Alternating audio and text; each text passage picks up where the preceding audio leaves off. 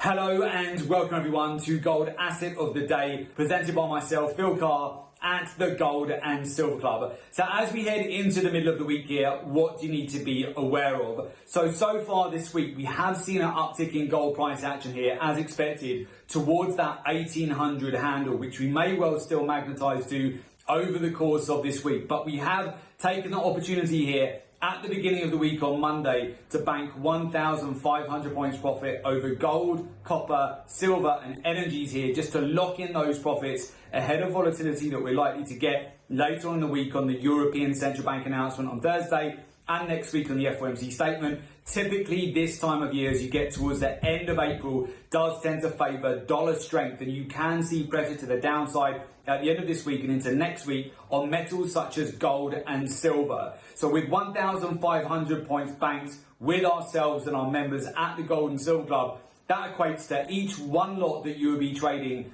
is $15,000 of profit. Each 10 lots that you'd be trading, that's $150,000 of profit over our metal and energy positions where we've banked and locked in profits at the beginning of the week. Now we're keeping some exposure open here for these positions right now, with the expectation that we may still get some volatility in the lead up to the European Central Bank announcement later on this week. But as many of you know, we like to be early to our trades. We've been building up positions since the beginning of the month, highlighting to you that between 1680 to 1700 on gold was a fantastic opportunity for you to load up positions. You've seen over 1,000 point move to the upside for gold since breaking down to those levels.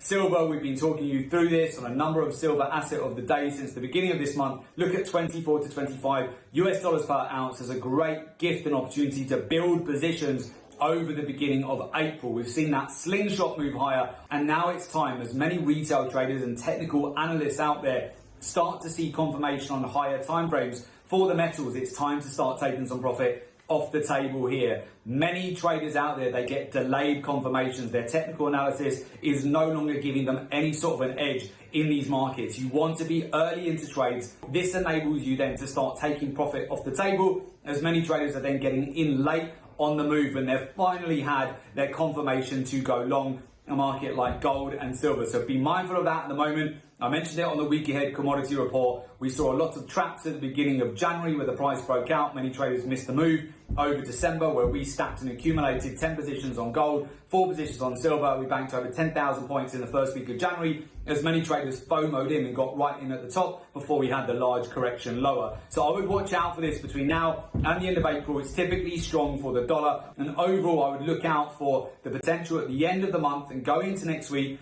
where we have the FOMC statement, also end of month profit taking and rebalancing on portfolios and contract settlements for many metal contracts next week. This can cause outflows, strengthen the dollar, and you may see some pressure to the downside on gold and silver. This is where you want to be utilizing a research-driven approach to the market, where you're utilizing data, market intelligence, looking at facts, seasonal cycles, alongside daily, weekly, monthly cycles in the market. Understand how hedge funds, money managers, banks and institutions are positioned in the market. Also understand the major news items that will be catalysts for large moves in commodities. We've talked you through so many opportunities lately with copper, with platinum, with palladium, with gold, with silver. A lot of the infrastructure spending, which is going to go ahead in America, where we have trillions of dollars of stimulus coming, has benefited those industrial metals. Also understanding sentiment so that you don't panic sell out of good positions and that you're not FOMOing in right at the top of the moves as well. Many traders struggle massively with this, and also trade management. It's just as important to know when to bank your profits as it is when to enter